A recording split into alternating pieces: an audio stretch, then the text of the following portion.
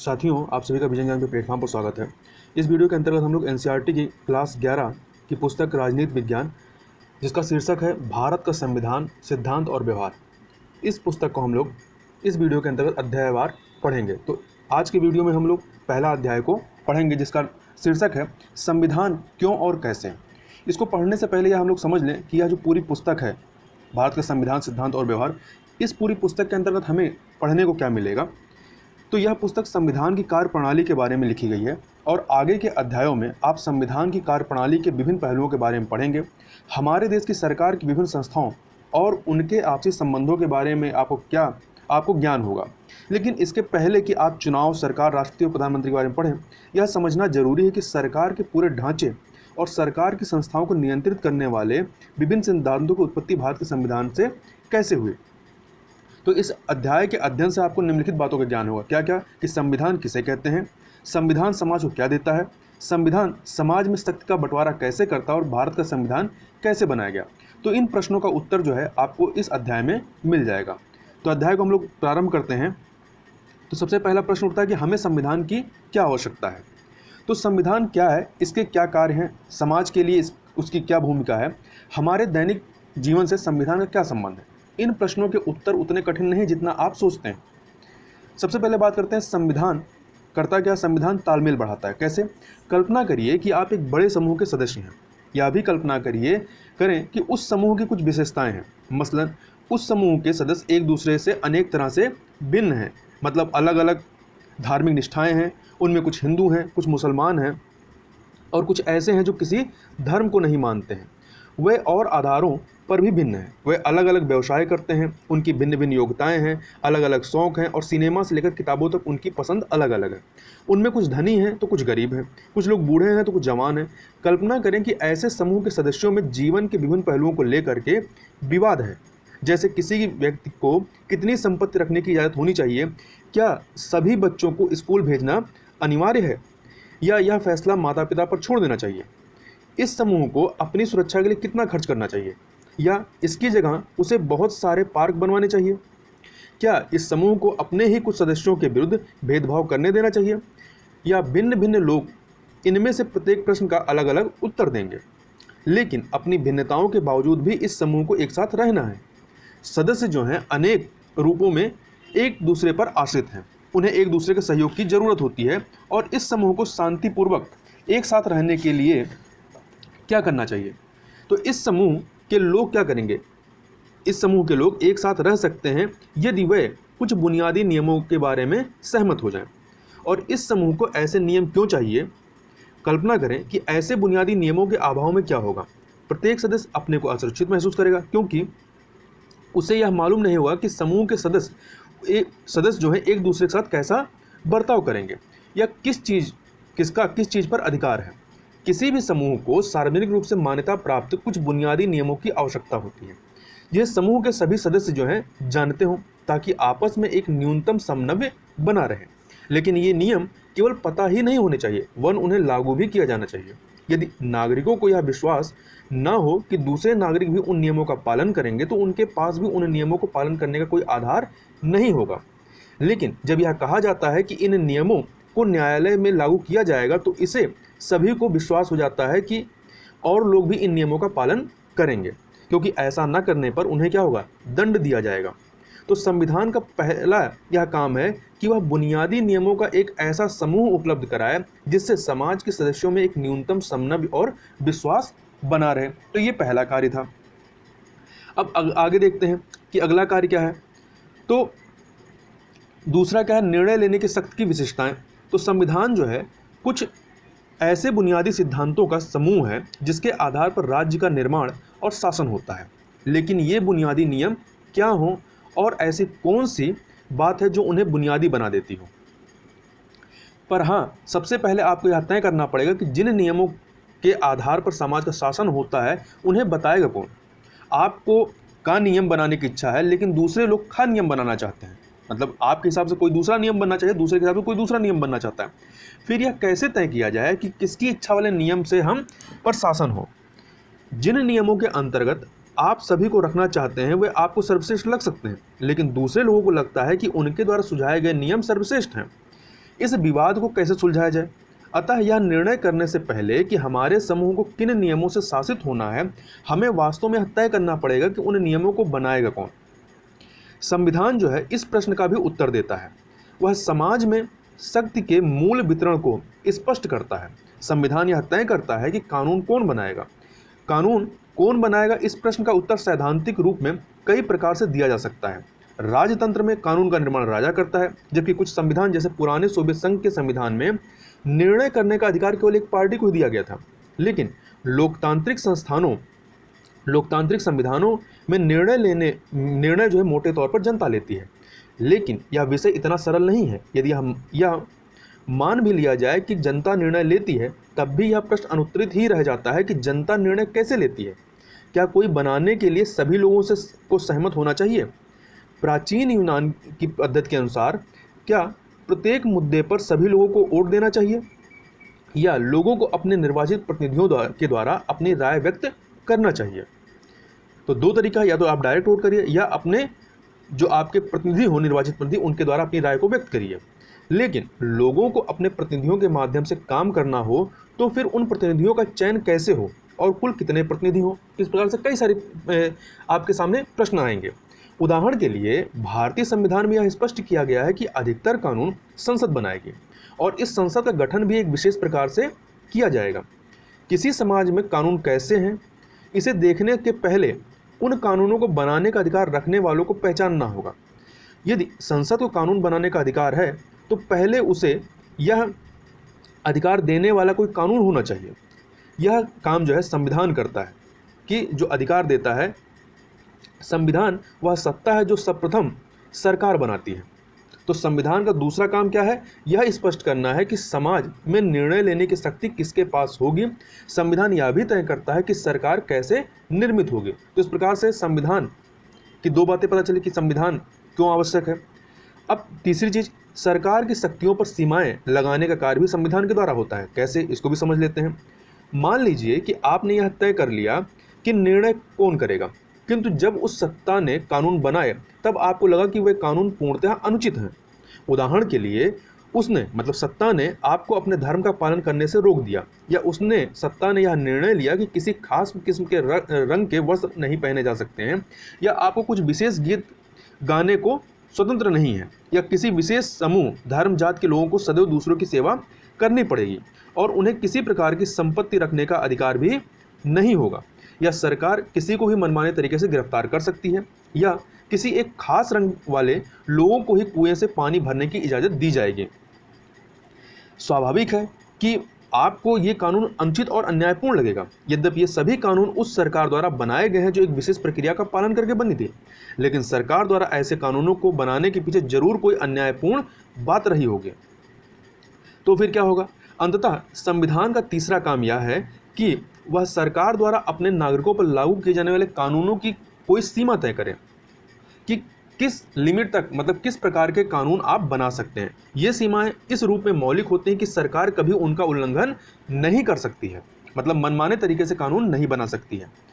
संविधान सरकार की शक्तियों को इस तरह से सीमित करता है कि सरकार की शक्तियों को सीमित करने का सबसे सरल तरीका यह है कि नागरिक के रूप में हमारे मौलिक अधिकारों को स्पष्ट कर दिया जाए कि नागरिक के कौन कौन से अधिकार हैं और कोई भी सरकार कभी भी उनका उल्लंघन न कर सके, ऐसा संविधान में बता दिया जाए। इन अधिकारों का वास्तविक स्वरूप और व्याख्याएं भिन्न भिन्न संविधानों में बदलती रहती हैं, लेकिन अधिकतर संविधान में कुछ विशेष मौलिक अधिकार सदैव पाए जाते हैं। नागरिकों को मनमाने ढंग से बिना किसी कारण के गिरफ्तार करने के विरुद्ध सुरक्षा प्राप्त है। यह सरकार की शक्तियों के ऊपर एक मूलभूत सीमा है कि ऐसा नहीं कि आप किसी को भी गिरफ्तार कर लेंगे बिना किसी कारण के। नागरिकों को सामान्यतः कुछ मौलिक स्वतंत्रताओं का अधिकार है, जैसे भाषण की स्वतंत्रता, अंतरात्मा की आवाज़ पर काम करने की स्वतंत्रता, संगठन बनाने की स्वतंत्रता इत्यादि।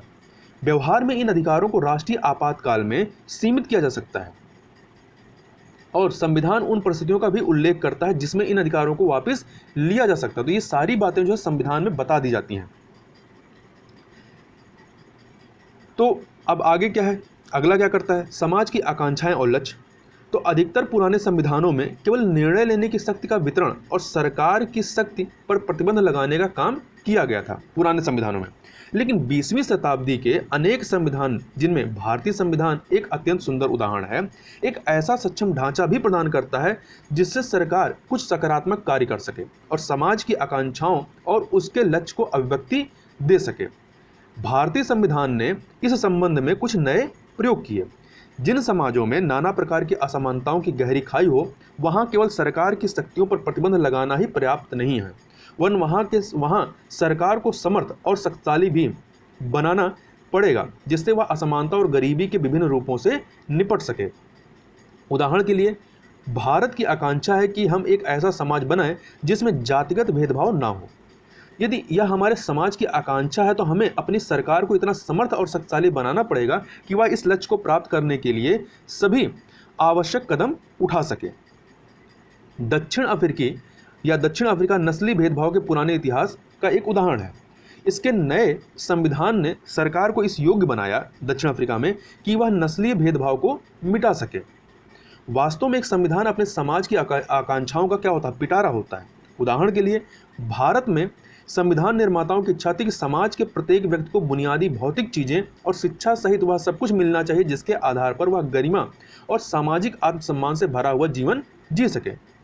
तो भारतीय संविधान सरकार को वह सामर्थ्य प्रदान करता है जिससे वह कुछ सकारात्मक लोक कल्याणकारी कदम उठा सके और जिन्हें कानून की मदद से लागू भी किया जा सके। जैसे जैसे हम भारतीय संविधान को पढ़ते हैं, हमें पता चलता है कि ऐसा सामर्थ्य प्रदान करने वाले प्रावधानों को हमारे संविधान की प्रस्तावना का समर्थन प्राप्त है और इस संविधान के मौलिक अधिकारों वाले भाग में पाए जाते हैं। तथा इस प्रकार से संविधान का चौथा काम क्या हुआ कि काम यह है कि वह सरकार को ऐसी क्षमता प्रदान करे जिससे वह जनता की आकांक्षाओं को पूरा कर सके और एक न्यायपूर्ण समाज की स्थापना के लिए उचित परिस्थितियों का निर्माण कर सके। तो इस प्रकार से यदि हम संविधान में देखें तो नीति निषेधक तत्वों को भी शामिल किया गया। तो राज्य के नीति निषेधक तत्व जो हैं, ये भी सरकार से लोगों की कुछ आकांक्षाएं पूरी करने की अपेक्षाएं करते हैं। संविधान में अच्छी बातें लिखने में क्या जाता है, आप लिख सकते हैं यदि उसका फॉलो ही ना करें या उसको क्रियान्वयन नहीं करें, लेकिन ऐसी ऊंची आकांक्षाओं और लक्ष्यों को लिखने का मतलब क्या है यदि वे लोगों के जीवन को बदल ना सकें। तो ये एक प्रश्न भी है। अब देख लेते हैं थोड़ा सा कि संविधान को समर्थ बनाने वाले प्रावधान क्या हैं। तो संविधान सरकार की शक्तियों को नियंत्रित करने वाले नियमों और कानूनों का ही नाम नहीं है, वह सरकार को ऐसी शक्तियां भी देता है जिससे वह समाज की सामूहिक भलाई के लिए काम कर सके। दक्षिण अफ्रीका का संविधान सरकार को अनेक उत्तरदायित्व सौंपता है। वह सरकार को पर्यावरण संरक्षण को बढ़ावा देने और अन्यायपूर्ण भेदभाव से व्यक्तियों और समूहों को बचाने का प्रयास करने के लिए कदम उठाने का अधिकार देता है और यह प्रावधान भी करता है कि सरकार धीरे धीरे सभी के लिए पर्याप्त आवास और स्वास्थ्य सुविधाएं उपलब्ध कराएं। ऐसा उनके संविधान में बताया गया है। इंडोनेशिया का उदाहरण लें तो इंडोनेशिया में सरकार की जिम्मेदारी है कि वह राष्ट्रीय शिक्षा व्यवस्था बनाए और उसका संचालन करे। इंडोनेशिया का संविधान यह भी सुनिश्चित करता है कि सरकार गरीब और अनाथ बच्चों की देखभाल करेगी। तो ये वहाँ के संविधान में बता दिया गया है। अब देख लेते हैं कि संविधान और क्या करता है।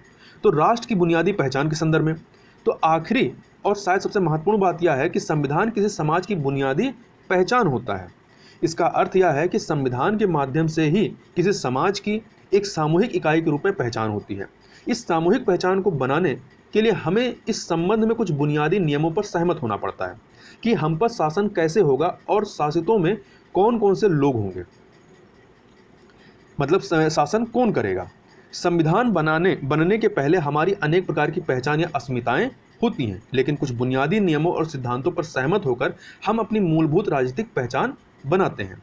दूसरा, संवैधानिक नियम हमें एक ऐसा विशाल ढांचा प्रदान करते हैं जिसके अंतर्गत हम अपनी व्यक्तिगत आकांक्षाओं, लक्ष्यों और स्वतंत्रताओं का प्रयोग करते हैं। संविधान जो है आधिकारिक बंधन लगाकर या मतलब आधिकारिक एक लिमिट लगाकर या बंधन लगा करके यह तय कर देता है कि कोई क्या कर सकता है और क्या नहीं कर सकता है। अतः संविधान हमें एक नैतिक पहचान भी देता है। तीसरा और अंतिम शायद यह संभव हो सका है कि अनेक बुनियादी राजनीतिक और नैतिक नियम विश्व के सभी प्रकार के संविधानों में स्वीकार किए गए हैं। तो अगर हम दुनिया भर के संविधानों को देखें तो हमें सरकारों के अलग अलग स्वरूप और विविध प्रकार की प्रक्रियाएं दिखाई देंगी। लेकिन उनमें काफ़ी कुछ साझा भी है। अधिकतर संविधान कुछ मूलभूत अधिकारों की रक्षा करते हैं और ऐसी सरकारें संभव बनाते हैं जो किसी न किसी रूप में लोकतांत्रिक होती हैं।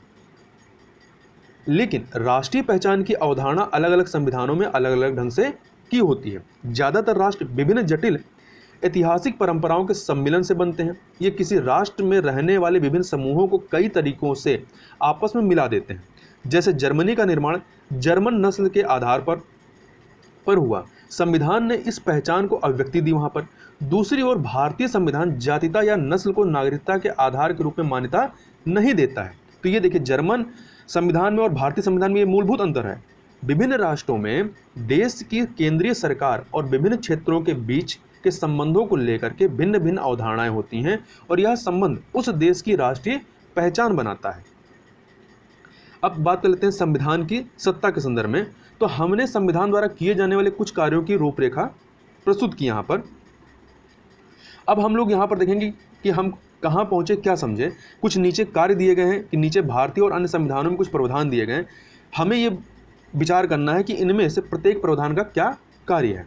तो जैसे कि सरकार किसी भी नागरिक को किसी धर्म का पालन करने या ना करने की आज्ञा दे सकती है।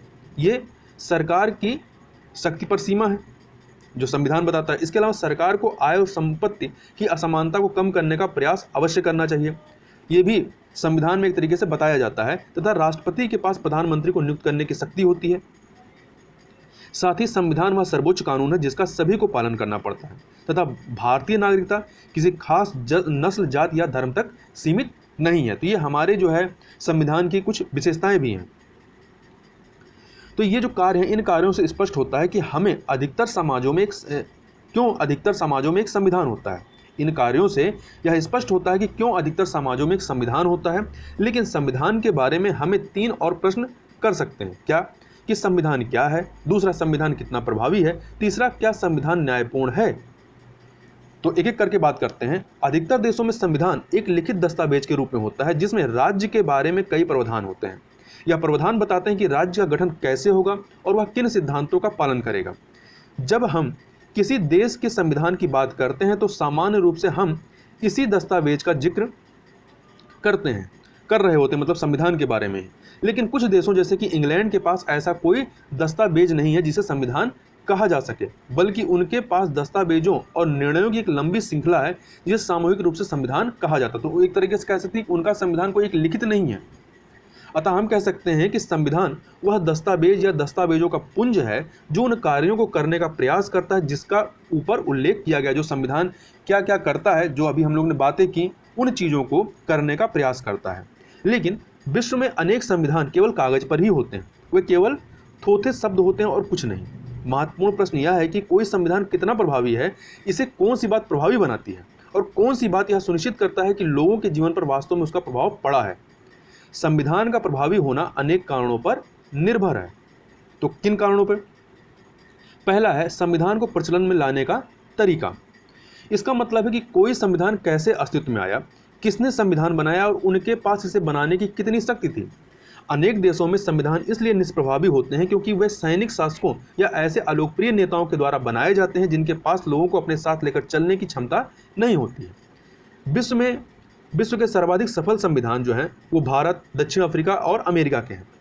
ये ऐसे संविधानों के उदाहरण हैं जिन्हें एक सफल राष्ट्रीय आंदोलन के बाद बनाया गया है। भारतीय संविधान को औपचारिक रूप से एक संविधान सभा ने दिसंबर 1946 और नवंबर 1949 के मध्य बनाया, पर ऐसा करने में उसने राष्ट्रीय आंदोलन के लंबे इतिहास से काफ़ी प्रेरणा ली। राष्ट्रीय आंदोलन में समाज के सभी वर्गों को एक साथ चलने की विलक्षण क्षमता थी। संविधान को भारी वैधता मिली क्योंकि मतलब लीगल इसको एस्पेक्ट मिला क्योंकि उसे ऐसे लोगों ने बनाया जिनमें समाज का अटूट विश्वास था और जिनके पास समाज के विभिन्न वर्गों से सीधा संवाद करने और उनका सम्मान प्राप्त करने की क्षमता थी। संविधान निर्माता लोगों को यह समझाने में सफल रहे कि संविधान उनकी व्यक्तिगत शक्तियों को बढ़ाने का कोई साधन नहीं है। संविधान उनकी व्यक्तिगत शक्तियों को बढ़ाने का कोई साधन नहीं है। यही कारण है कि संविधान को भारी वैधता मिली। संविधान का अंतिम प्रारूप उस समय की व्यापक राष्ट्रीय सहमति को व्यक्त करता है। कुछ देशों ने कुछ देशों ने अपने संविधान पर पूर्ण जनमत संग्रह कराया, जिसमें सभी लोग अपनाए जा रहे संविधान के पक्ष या विपक्ष में राय देते हैं। भारतीय संविधान पर ऐसा कोई जनमत संग्रह नहीं हुआ, लेकिन इसे लोगों की ओर से प्रबल शक्ति प्राप्त थी, क्योंकि यह बहुत ही लोकप्रिय नेताओं की सहमति और समर्थन पर आधारित था और लोगों ने उसके प्रावधानों पर अमल करके उसे अपना लिया। अतः संविधान बनाने वालों का प्रभाव भी एक हद तक संविधान की सफलता की संभावना सुनिश्चित करता है। यहाँ पर एक उदाहरण आप नेपाल के संविधान का ले सकते हैं, उसके बाद आगे बात करते हैं। तो निर्माण का जो विवाद कैसे होता है, संविधान बनाना कोई आसान और सुगम काम नहीं है। नेपाल संविधान बनाने की एक जटिल प्रक्रिया का उदाहरण है। 1948 के बाद नेपाल में 5 संविधान बनाए जा चुके हैं। 1948, 1951, 1959, 1962 और 1990 में, और कुछ समय पहले ही बनाया गया। लेकिन ये सभी संविधान नेपाल नरेश द्वारा प्रदान किए गए। 1990 में संविधान द्वारा बहुदलीय लोकतंत्र की शुरुआत की गई, पर अनेक क्षेत्रों में नरेश के पास अंतिम शक्ति बनी रही। पिछले 10 वर्षों में नेपाल में देश की सरकार और राजनीति की पुनर्संरचना के लिए एक सशस्त्र राजनीतिक आंदोलन चल रहा था। उसमें प्रमुख मुद्दा यही था कि संविधान में राजा की भूमिका क्या होनी चाहिए। नेपाल के कुछ समूह राजतंत्र नामक संस्था को ही खत्म करने और नेपाल में गणतांत्रिक सरकार की स्थापना के पक्ष में थे।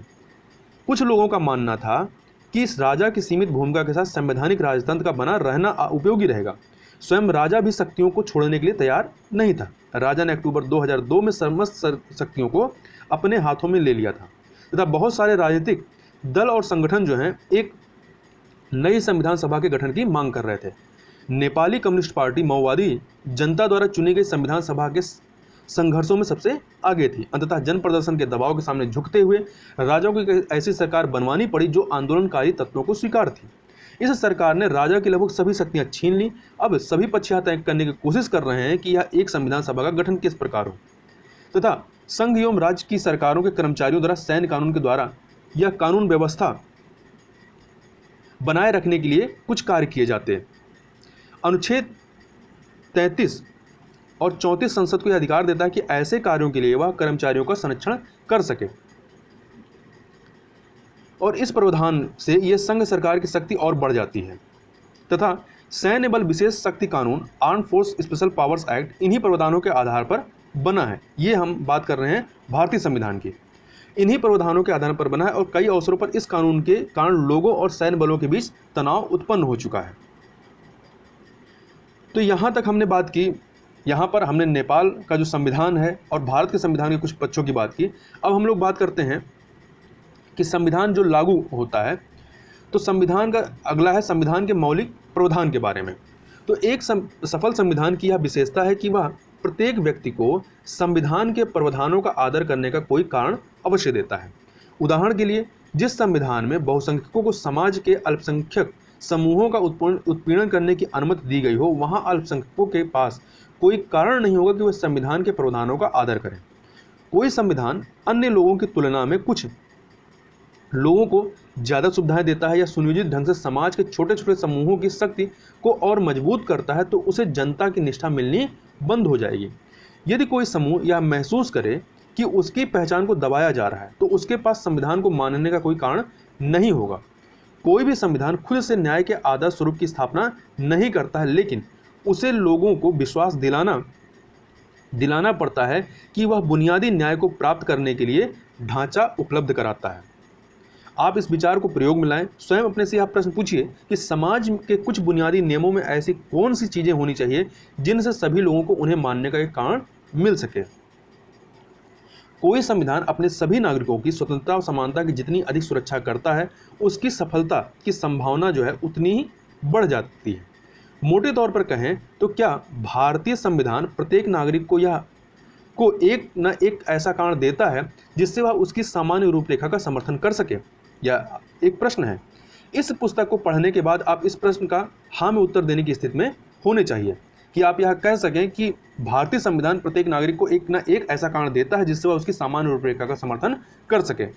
अब बात करते हैं संस्थाओं की संतुलित रूपरेखा के संदर्भ में। तो जो संविधान है, संविधान को जनता नहीं प्रायः एक छोटा समूह ही नष्ट कर देता है, क्योंकि वह अपनी शक्तियों को बढ़ाना चाहता है।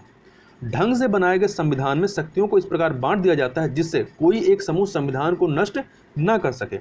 संविधान की रूपरेखा बनाने की एक कारगर विधि यह सुनिश्चित करना है कि किसी एक संस्था का सारी शक्तियों पर एकाधिकार न हो। ऐसा करने के लिए शक्ति को कई संस्थाओं में बांट दिया जाता है। इस प्रकार डिसेंट्रलाइजेशन किया जाता है। उदाहरण के लिए भारतीय संविधान शक्ति को एक समान धरातल पर विधायिका, कार्यपालिका और न्यायपालिका जैसे संस्थाओं और स्वतंत्र संवैधानिक निकायों जैसे निर्वाचन आयोग आदि में बांट देता है। मतलब सबके कार्य बता दिए गए हैं। इससे यह सुनिश्चित हो जाता है कि यदि कोई एक संस्था संविधान को नष्ट करना चाहे तो अन्य दूसरी संस्थाएं उसके अतिक्रमण को नियंत्रित कर लेंगी। अवरोध और संतुलन के कुशल प्रयोग ने भारतीय संविधान की सफलता सुनिश्चित की है। संस्थाओं की रूपरेखा बनाने में इस बात का भी ध्यान रखा जाता है कि उसमें बाध्यकारी मूल्य, नियम और प्रक्रियाओं के साथ अपनी कार्यप्रणाली में लचीलापन का संतुलन होना चाहिए, जिससे वह बदलती आवश्यकताओं और परिस्थितियों के अनुकूल अपने को ढाल सके। मतलब संविधान में फ्लेक्सिबिलिटी होनी चाहिए। ज़्यादा कठोर संविधान परिवर्तन के दबाव में नष्ट हो जाते हैं, और दूसरी ओर यदि संविधान अत्यधिक लचीला है तो वह समाज को सुरक्षा और पहचान नहीं दे सकेगा। सफल संविधान जो है वो प्रमुख मूल्यों की रक्षा करने और नई परिस्थितियों के अनुरूप स्वयं को ढालने में एक संतुलन रखते हैं। आप भारतीय संविधान निर्माताओं की समझदारी को 9वें अध्याय, जो कि जिसका शीर्षक है संविधान एक जीवन दस्तावेज, में महसूस करेंगे जब हम लोग 9वां अध्याय पढ़ेंगे, जिसमें भारतीय संविधान को एक जीवन दस्तावेज की संज्ञा दी गई है। तो जीवंत है मतलब क्या है? ये परिस्थितियों के अनुरूप अपने में परिवर्तन कर सकता है।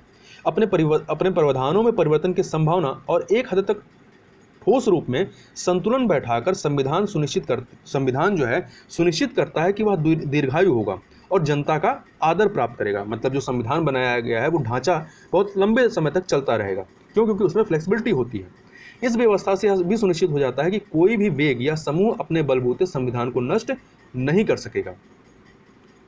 अतः यह पता लगाने के लिए क्या किसी संविधान की सत्ता मान्य है, आप अपने से 3 प्रश्न पूछ सकते हैं। कौन कौन से?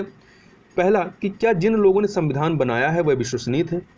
इस प्रश्न का उत्तर इसी अध्याय में आपको आगे मिल जाएगा। दूसरा, क्या संविधान ने सुनिश्चित किया था कि सूझबूझ के साथ शक्ति को इस प्रकार संगठित किया जाए कि किसी एक समूह के लिए संविधान नष्ट करना आसान ना हो? और सबसे अधिक महत्वपूर्ण बात यह है कि क्या संविधान सबको कुछ ऐसा कारण देता है कि वह संविधान का पालन करें? तो इस पुस्तक के अधिकतर हिस्से में इसी प्रश्न का उत्तर आपको मिलेगा। तीसरा प्रश्न है कि क्या संविधान लोगों की आशाओं और आकांक्षाओं का पिटारा है? संविधान द्वारा लोगों की निष्ठा प्राप्त करने की योग्यता काफ़ी कुछ इस बात पर भी निर्भर करती है कि संविधान न्यायपूर्ण है या नहीं। भारतीय संविधान में न्याय के बुनियादी सिद्धांत क्या हैं? इस पुस्तक का अंतिम अध्याय जो है इसी प्रश्न का उत्तर देगा जब हम लोग अंतिम अध्याय पढ़ेंगे। अब बात कर लेते हैं कि भारतीय संविधान कैसे बना। इस प्रश्न को थोड़ा सा समझ लेते हैं। तो आइए देखें कि भारतीय संविधान कैसे बना। औपचारिक रूप से एक संविधान सभा ने संविधान को बनाया जिसे अविभाजित भारत में निर्वाचित किया गया था। मतलब जब भारत का बंटवारा नहीं हुआ था 1946 में। इसकी पहली बैठक जो होती है 9 दिसंबर 1946 को हुई और फिर 14 अगस्त 1947 को विभाजित भारत के संविधान सभा के रूप में इसकी पुनः बैठक हुई। 1935 में स्थापित प्रांतीय विधानसभाओं के सदस्यों द्वारा अप्रत्यक्ष तरीके से, तो यहाँ ध्यान दीजिएगा, प्रत्यक्ष तरीके से नहीं, अप्रत्यक्ष तरीके से संविधान सभा के सदस्यों का चुनाव हुआ। तो यह प्रश्न कई बार पूछा गया है। तो यहाँ पे ध्यान रखिएगा, जो प्रांतीय विधानसभा के सदस्य थे, जो संविधान सभा बनाई जा रही थी, उसके लिए जो सदस्यों का चुनाव था वो 1935 में जो स्थापित प्रांतीय विधानसभाओं के जो सदस्य चुने गए थे उनको ही अप्रत्यक्ष विधि से संविधान सभा के सदस्य चुन लिया गया, उन्हीं में से इनको चुना गया। संविधान सभा की रचना लगभग जो है उसी योजना के अनुसार हुई जिसे ब्रिटिश मंत्रिमंडल की एक समिति, जिसे कैबिनेट मिशन ने प्रस्तावित किया था। अब इस योजना के अनुसार क्या था? जो कैबिनेट मिशन था, इस योजना के अनुसार क्या था कि प्रत्येक प्रांत, देशी रियासत या रियासतों के समूह को उनकी जनसंख्या के अनुपात में सीटें दी गईं। प्रत्येक मोटे तौर पर 10 लाख की जनसंख्या पर एक सीट का अनुपात रखा गया। परिणाम स्वरूप ब्रिटिश सरकार के प्रत्यक्ष शासन वाले प्रांतों को 292 सदस्य चुनने थे तथा देशी रियासतों को न्यूनतम 93 सीटें आवंटित की गईं। इसके अलावा दूसरा प्रावधान क्या किया गया था इसमें कि प्रत्येक प्रांत की सीटों को 3 प्रमुख समुदायों, कौन कौन से? मुसलमान, सिख और सामान्य में उनकी जनसंख्या के अनुपात में बांट दिया गया। तो ये जो सिख वाला क्राइटेरिया था ये आपका पंजाब वाले इलाके में किया गया था।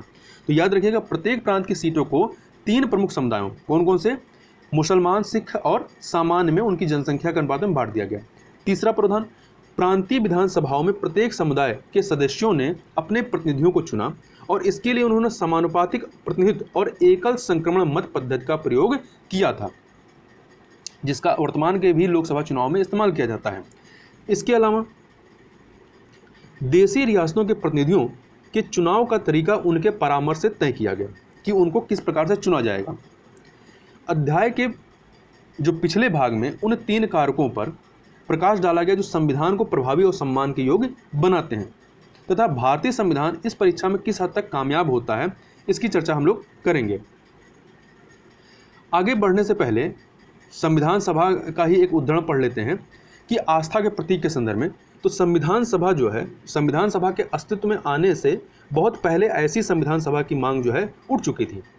इसकी प्रतिध्वनि हमें संविधान सभा के अध्यक्ष डॉक्टर राजेंद्र प्रसाद के 9 दिसंबर 1946 के अध्यक्षीय भाषण में सुनाई देती है।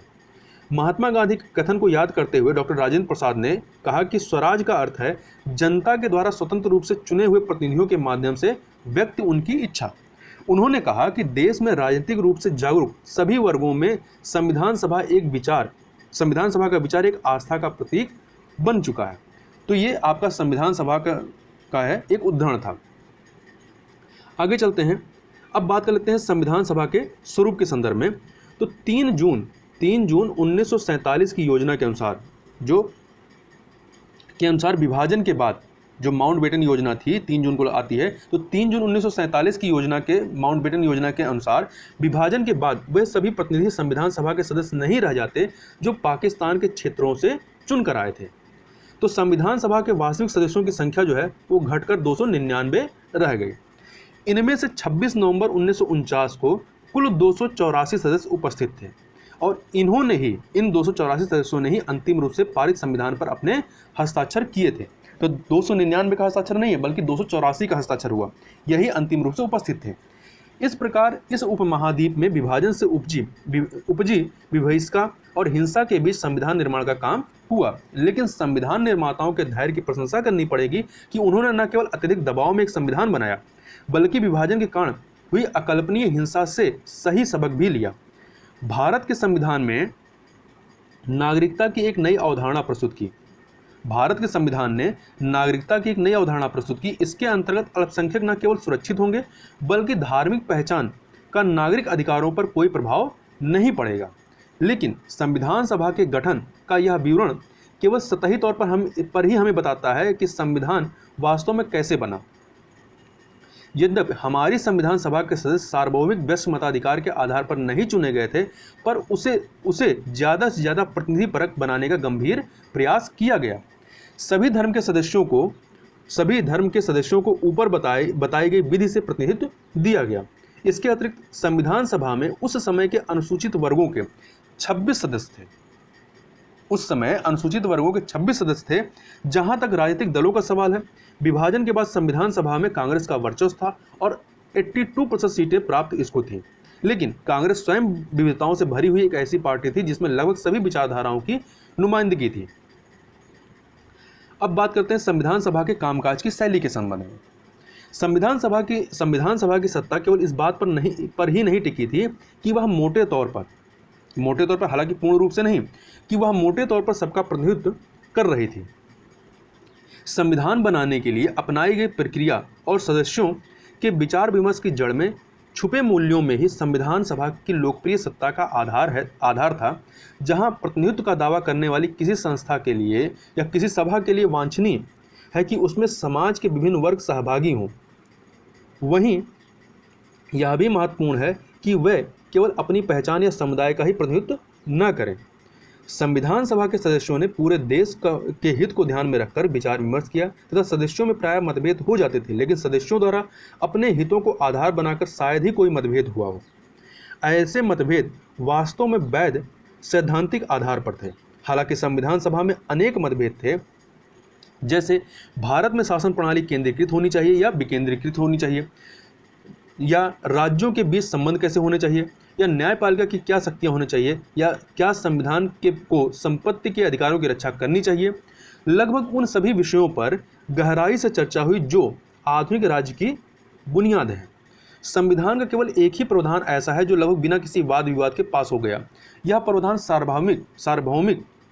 सार्वभौमिक मताधिकार का था, जिसका अर्थ है कि धर्म, जाति, लिंग और आय के आधार पर भेदभाव के बिना सभी नागरिकों को एक निश्चित आयु प्राप्त करने पर वोट देने का अधिकार होगा। पहले यह 21 वर्ष था और वर्तमान में कितना है, 18 वर्ष है।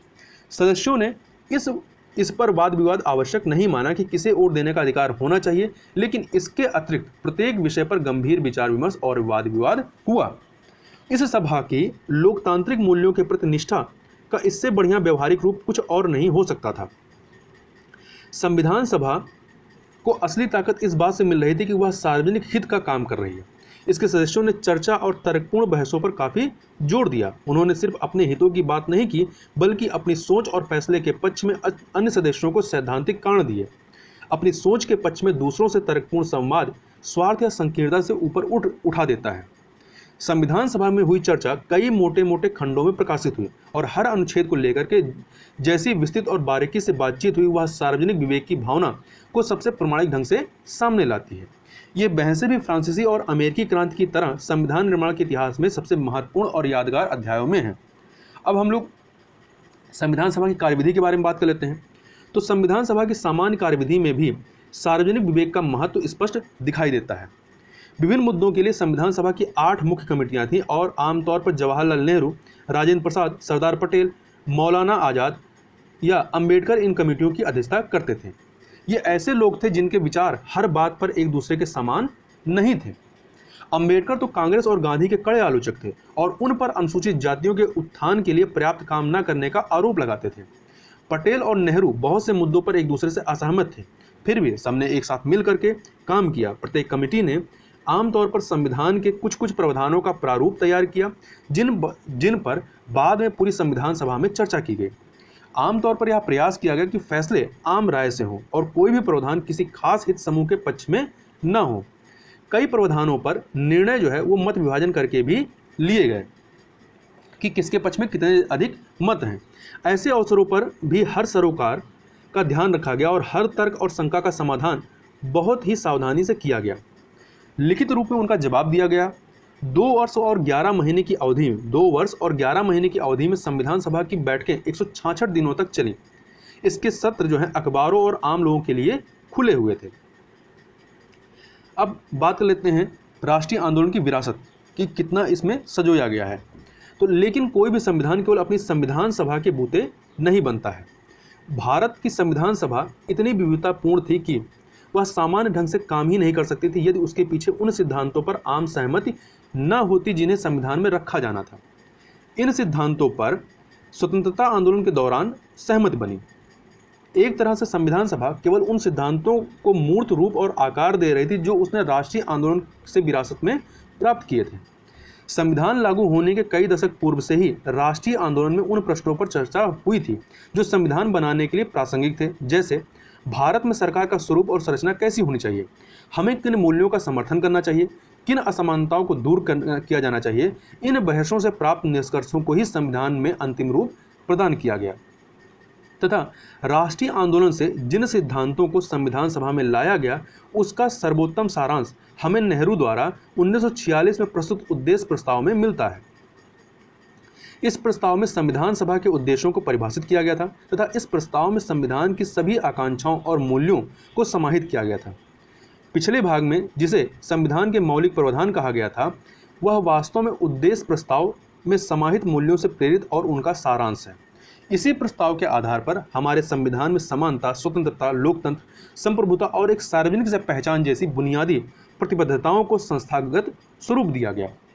अतः हमारा संविधान केवल नियमों और प्रक्रियाओं की भूल भुलैया नहीं है, बल्कि यह एक ऐसी सरकार बनाने की नैतिक प्रतिबद्धता है जो राष्ट्रीय आंदोलन में लोगों को दिए गए आश्वासनों को पूरा करेगी। अब हम लोग बात करते हैं संस्थागत व्यवस्थाओं के बारे में, जो संस्थागत व्यवस्थाएं की गई। तो संविधान को प्रभावी बनाने का तीसरा कारक यह है कि सरकार की सभी संस्थाओं को संतुलित ढंग से व्यवस्थित किया जाए। मूल सिद्धांत यह रखा गया कि सरकार लोकतांत्रिक रहे और जन कल्याण के लिए प्रतिबद्ध हो। संविधान सभा ने शासन के विभिन्न अंगों विधायिका, कार्यपालिका और न्यायपालिका के बीच समुचित संतुलन स्थापित करने के लिए बहुत विचार मंथन किया। संविधान सभा ने संसदीय शासन व्यवस्था और संघात्मक व्यवस्था को स्वीकार किया, जो एक ओर विधायिका और कार्यपालिका के बीच तथा दूसरी ओर केंद्रीय सरकार और राज्यों के बीच शक्तियों का वितरण करती है। शासकीय संस्थाओं की सर्वाधिक संतुलित व्यवस्था जो है स्थापित करने में हमारे संविधान निर्माताओं ने दूसरे देशों के प्रयोगों और अनुभवों से कुछ सीखने में कोई संकोच नहीं किया। इसी प्रकार हमारे संविधान निर्माताओं ने अन्य संवैधानिक परंपराओं से कुछ ग्रहण करने से भी कोई परहेज नहीं किया। यह उनके व्यापक ज्ञान का प्रमाण है कि उन्होंने किसी भी ऐसे बौद्धिक तर्क या ऐतिहासिक उदाहरण की अनदेखी नहीं की जो उनके कार्य को संपन्न करने के लिए जरूरी था। अतः विभिन्न देशों से अनेक प्रावधानों को भी लिया गया, लेकिन उन विचारों को लेना कोई नकलची मानसिकता का परिणाम नहीं था, बल्कि बात इससे बिल्कुल अलग थी। संविधान के प्रत्येक प्रावधान को इस आधार पर उचित सिद्ध करना था कि वह भारत की समस्याओं और आशाओं के अनुरूप है। यह भारत का सौभाग्य ही था कि हमारी संविधान सभा ने संकुचित दृष्टिकोण छोड़कर संपूर्ण विश्व से सर्वोत्तम चीज़ों को ग्रहण किया और उन्हें अपना बना लिया। अब आगे बात करने से पहले कुछ थोड़ा सा यहाँ पे जो उदाहरण दिया गया है उसको देख लेते हैं कि उद्देश्य प्रस्ताव के जो प्रमुख बिंदु थे जो नेहरू के द्वारा प्रस्तुत किया गया था कि कौन कौन से बिंदु थे उनको भी एक बार देख लेते हैं। तो इसमें जो प्रमुख बिंदु था कि भारत एक स्वतंत्र संप्रभु गणराज्य है। दूसरा, भारत ब्रिटेन के अधिकार में आने वाले भारतीय क्षेत्रों, देसी रियासतों और देसी रियासतों के बाहर के ऐसे क्षेत्र जो हमारे संघ का अंग बनना चाहते हैं का एक संघ होगा। इसके अलावा संघ की इकाइयां जो है स्वायत्त होंगी और उन सभी शक्तियों का प्रयोग और कार्यों का संपादन करेंगी या क्रियान्वयन करेंगे जो संघीय सरकार को नहीं दी गई हैं। चौथा, संप्रभु और स्वतंत्र भारत तथा इसके संविधान की समस्त शक्तियों और सत्ता का स्रोत है वो कौन होगी? जनता होगी। इसके अलावा भारत के सभी लोगों को सामाजिक, आर्थिक और राजनीतिक न्याय, कानून के समझ, समानता, प्रतिष्ठा और अवसर की समानता तथा कानून और सार्वजनिक नैतिकता की सीमाओं में रहते हुए भाषण, अव्यक्ति विश्वास, धर्म, उपासना, व्यवसाय, संगठन और कार्य करने का मौलिक अधिकार, स्वतंत्रता की गारंटी और सुरक्षा दी जाएगी। तो ये मूल अधिकारों में शामिल है। अल्पसंख्यकों, पिछड़े व जनजातीय क्षेत्रों, दलित व अन्य पिछड़े वर्गों को समुचित सुरक्षा भी दी जाएगी। इसके अलावा गणराज्य की क्षेत्रीय अखंडता तथा थल, जल और आकाश में इसके संप्रभु अधिकारों की रक्षा जो है वो सभ्य राष्ट्रों के कानूनों और न्याय के अनुसार की जाएगी। मतलब जो अंतर्राष्ट्रीय कानून होंगे उसके अनुसार की जाएगी तथा विश्व शांति और मानव कल्याण के विकास के लिए देश स्वेच्छापूर्वक और पूर्ण योगदान करेगा। तो ये सारी चीज़ें जो हैं उद्देश्य प्रस्ताव में बताई गई। आगे चलते हैं हम लोग। तो आगे अंबेडकर जी का एक उद्धरण है जो कि संविधान सभा संबंधित है, उसको देख लेते हैं। हम पूछना चाहेंगे कि विश्व इतिहास के इस पड़ाव पर बनाए गए संविधान में क्या कुछ नया भी हो सकता है? आज इस समय बनाए संविधान में यदि कुछ नया हो सकता है तो वह यह है कि उसमें कुछ ऐसे परिवर्तन किए जाएं जो असफलताओं को दूर करें और उसे देश की आवश्यकताओं के अनुरूप बना सकें। तो ये जो है डॉक्टर अंबेडकर का एक उदाहरण था। आगे चलते हैं, आगे बात कर लेते हैं विभिन्न देशों। अब हम यहाँ पर बात करेंगे कि विभिन्न देशों के जो संविधान से हमने कौन कौन से प्रावधान लिए हैं, तो उन प्रावधानों को एक बार देख लेते हैं।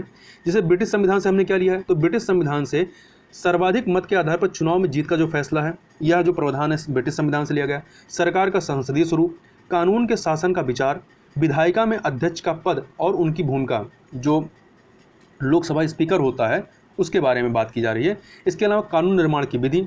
आयरलैंड के संविधान से क्या लिया है, राज्य के नीति निर्देशक तत्व के बारे में लिया गया है। फ्रांस का संविधान से हमने क्या लिया, स्वतंत्रता, समानता और बंधुत्व का सिद्धांत। तथा अमेरिका के संविधान से तो यहाँ से मौलिक अधिकारों की सूची। तो यहाँ ध्यान रखिएगा, मौलिक अधिकारों वाला प्रावधान अमेरिका से और राज्य के नीति निर्देशक तत्व वाला प्रावधान आयरलैंड से लिया गया है। तथा अमेरिका से और क्या लिया गया है, तो इससे न्यायिक पुनरावलोकन की शक्ति और न्यायपालिका की स्वतंत्रता, जो न्यायिक समीक्षा की शक्ति जो न्यायालय को दी गई है वो अमेरिका के संविधान से लिया गया है। तथा कनाडा के संविधान से क्या लिया गया है, तो एक अर्धसंघात्मक सरकार का जो स्वरूप है, जो हमारा संघीय सरकार का जो स्वरूप है, ये अमेरिका से नहीं लिया गया है बल्कि ये कनाडा के तर्ज पर है। तो इसमें सशक्त केंद्रीय सरकार वाली संघात्मक व्यवस्था की गई है। तथा अवशिष्ट शक्तियों का जो सिद्धांत है वो किसके पास है, वो केंद्र के पास होता है। तो यह भी प्रावधान जो है कनाडा से लिया गया है, कनाडा के संविधान से हमने ग्रहण किया है। अब इस चैप्टर के निष्कर्ष में चलते हैं। तो यह संविधान जो है, यह संविधान निर्माताओं की बुद्धिमत्ता और दूरदृष्टि का प्रमाण है कि वह देश को एक ऐसा संविधान दे सके जिसमें जनता द्वारा मान्य आधारभूत मूल्यों और सर्वोच्च आकांक्षाओं को स्थान दिया गया था। यही कारण है कि जिसकी वजह से इतनी जटिलताओं से बना संविधान न केवल अस्तित्व में है बल्कि एक जीवंत सच्चाई भी है, जबकि दुनिया के अनेक संविधान जो है वो कागजी पोथों में ही दबकर रह गए। भारत का संविधान एक विलक्षण दस्तावेज है जो अन्य अनेक देशों, खासतौर से दक्षिण अफ्रीका के लिए एक प्रतिमान होगा। 3 वर्ष तक संविधान बनाने की प्रक्रिया का मुख्य उद्देश्य यह रहा कि ऐसा संतुलित संविधान बनाया जाए जिसमें संविधान द्वारा निर्मित संस्थाएं अस्त व्यस्त या कामचलाऊ व्यवस्थाएं मात्र न हो बल्कि लोगों की आकांक्षाओं को एक लंबे समय तक संजोकर रख सकें। अब जो इस पुस्तक के जो अन्य चैप्टर हैं वहाँ पर इस व्यवस्थाओं के बारे में हम लोग विस्तार से पढ़ेंगे। तो यह चैप्टर जो है आपका यहाँ पर समाप्त होता है। तो इस वीडियो में बस इतना ही। अगले चैप्टर को हम लोग अगले वीडियो में देखेंगे। तब तक के लिए बहुत बहुत धन्यवाद।